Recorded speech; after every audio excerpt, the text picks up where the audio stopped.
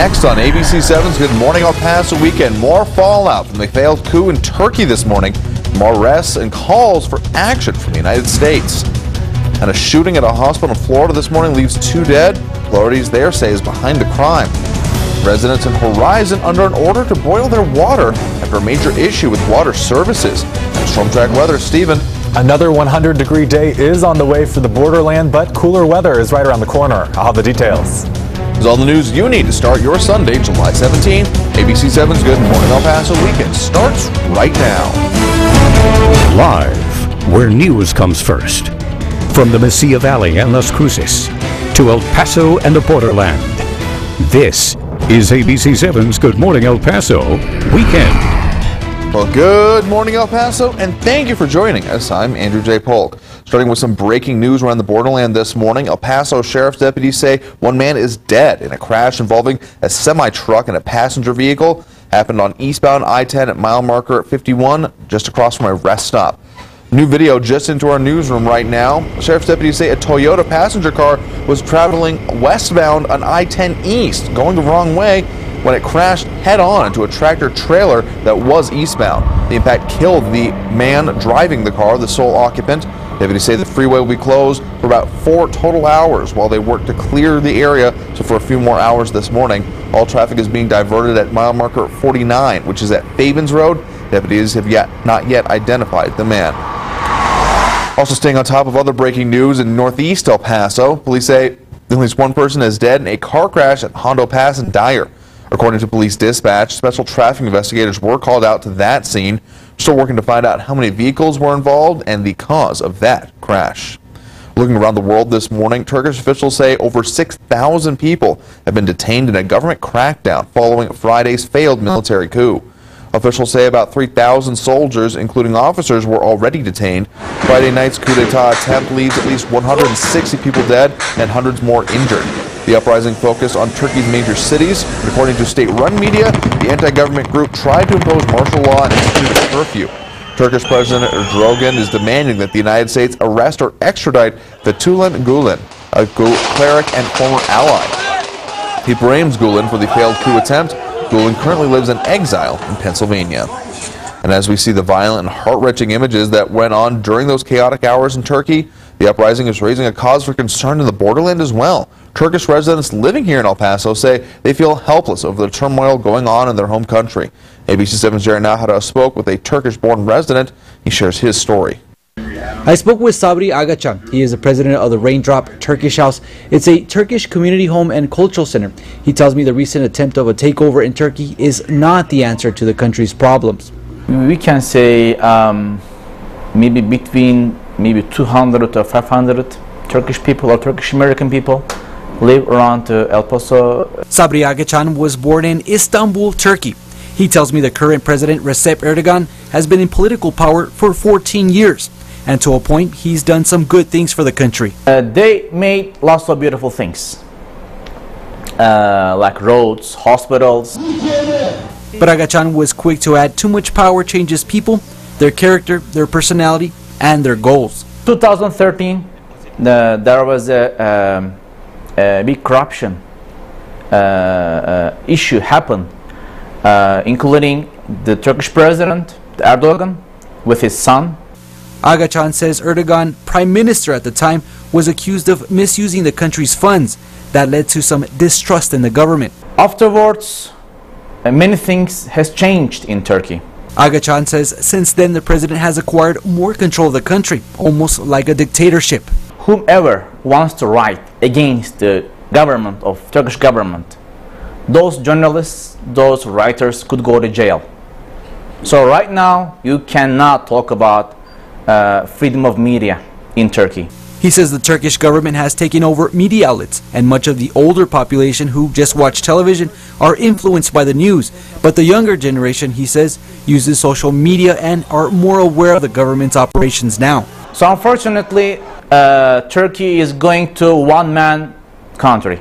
Although the group that attempted the coup say they are fighting for a better country, Agacan says the coup is not the way to a better future. In Turkey, there is no we cannot go backwards from democracy. Democracy is the only way we can be successful. Agachan wholeheartedly rejects the killings that took part during the coup. He says since the beginning of the 20th century, the Turkish people have overcome hardships and hopes they will overcome this situation too. Jerry Nakira, ABC 7. And 2 people were shot and killed at a hospital in Florida overnight. Police say that they have a suspect in custody there. That happened early this morning in Titusville, east of Orlando. Police say a gunman shot an elderly patient and a hospital employee who was sitting in the patient's room. Authorities credit 2 unarmed security guards at the hospital for taking down the suspect. I think you have to give great credit to not only the staff here at the hospital, but also the 2 security guards that are part of that staff that kept significant damage from being done further.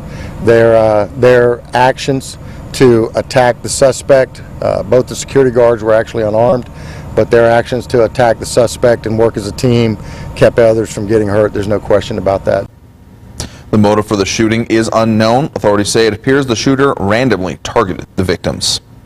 And back around the borderland, crews are starting to make gains on the wildfire out in Tiburon, New Mexico. So far, the fire is listed at 40% contained. This is video from our New Mexico mobile newsroom. We were able to view the devastating damage firsthand.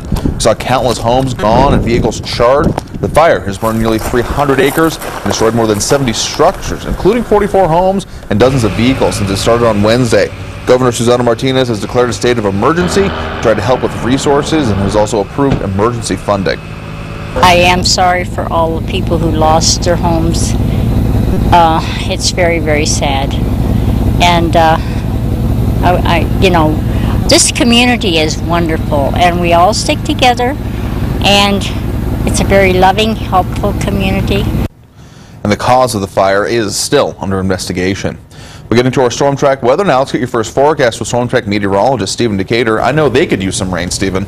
Yeah, and they might get some today. The good news is winds won't be very strong either, so with those low winds and those rain chances, there's hope for the Tiburon area. 83 degrees currently in El Paso, 80 in Las Cruces. It's going to be another hot one again today. Temperatures will continue to climb to around 100 degrees this afternoon.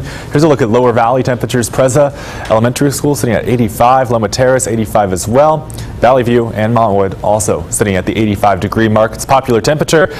Record-breaking streak. We had a record-breaking 100-degree streak. I'll explain coming up. Plus, we have some cool weather ahead, and those rain chances are back. We'll have a look at the future track model, all coming up. Andrew? All right, thanks, Stephen. Check back in just a bit. In the meantime, though, Donald Trump will accept the nomination for president on Thursday. Tomorrow is the official start of the Republican National Convention. Yesterday, Trump made his first appearance with his vice presidential pick, Indiana Governor Mike Pence. ABC's chief White House correspondent John Carr has our complete coverage of the convention in Cleveland.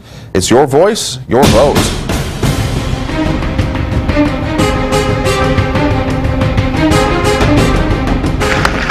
It's official. The GOP lineup is Trump-Pence. Mike Pence is my first choice. I've admired the work he's done, especially in the state of Indiana. In many ways, Mike Pence looks like a conventional choice for VP. He's a Midwest governor who spent a dozen years in Congress and is well liked by conservative Republicans. We're going to have an incredible convention. It took Trump 28 minutes to officially introduce his running mate. At times, it seemed he needed to remind himself why he was there. So Mike Pence, back to Mike Pence. He looks very good. Above all, one of the reasons is party unity. Let's come together as a party and a people and a movement to make America great again. But they are a political odd couple. For one thing, Pence long ago promised no personal attacks. Trump was asked about that in a joint interview on 60 Minutes. That's Hillary negative, Clinton, you better believe it. Hillary Clinton is a crook. That's negative. I call her Crooked Hillary. She's Crooked Hillary. He won't. I didn't ask him to do it. As for the convention, this much is clear. It's going to be a family affair. Trump's wife, Melania, and all of his adult children will take the stage in Cleveland. All told, a half dozen Trumps with major speaking roles. Jonathan Karl, ABC News, New York. And Horizon residents are being advised to boil their water before drinking it for now. This after several residents woke up to a water outage Saturday morning. Residents told ABC 7 they realized the water wasn't flowing around 6 a.m. and it took several hours for the water to be restored. Officials from Horizon Water Utility say a microburst storm knocked out the power in that area and that the water pumps didn't have electricity to then function. While some fear that they may be without water for days, crews were able to restore the water within about 4 hours, just in time as temperatures started rising. With the heat and everything, you know, could be a danger for kids or elderly. A lot of people in this area have evaporative cooling, and without water, well, you know, they can function with their ACs as well. And we're told that the water was restored around 10:30 yesterday morning. It's still unclear how long residents will be advised to boil their water before drinking it, however. And still no word on what was in a bag that was found to be leaking blood yesterday morning. Probationers made the gruesome discovery while cleaning Concordia Cemetery. Police were called to the scene and a medical examiner was there as well to investigate. Police have not said exactly what was in that bag, but a witness told ABC7 that it appeared to have either a horse's head or a cow's head inside. And a 16-year-old boy is saved after his hiking trip turned into an hours-long rescue. Fire officials say the teen hurt his ankle near the Mammoth Rock on the Rom Coleman Trail on the Franklin Mountains around 1 yesterday afternoon. Crews were able to locate the teen around 2:30 and treat him on the trail.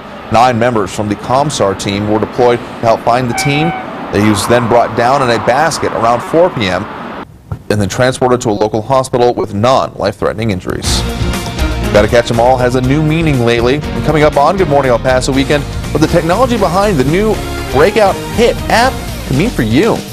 And later, more arrests made in the investigation of the terror attack in France this week. It is 8:11 right now, taking a live look at traffic this morning. US 54 and Diana moving along fine. US 54 and Trans Mountain also moving along well. Do have those couple of trouble spots this morning where we've got those crashes that we've been telling you about. We'll have more updates on those coming a little bit later, so watch out for those areas out in Fabens in the northeast. But otherwise, US 54, Sun Valley appears to be moving along just fine. Storm track weather, Steven.